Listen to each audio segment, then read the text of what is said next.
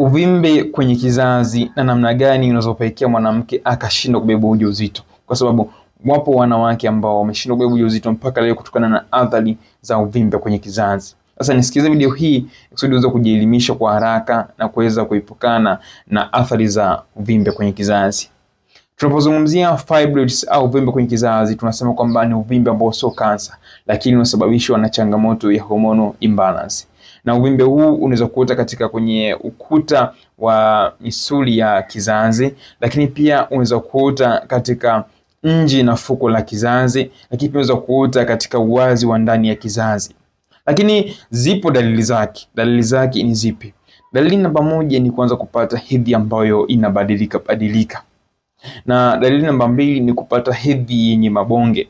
Na dalili ya tatu ni kupata changamoto ya kukaukiwa damu au kuishiwa damu kutokana na kutokwa na hedhi yenye mabonge au kutokwa na hedhi nyingi sana.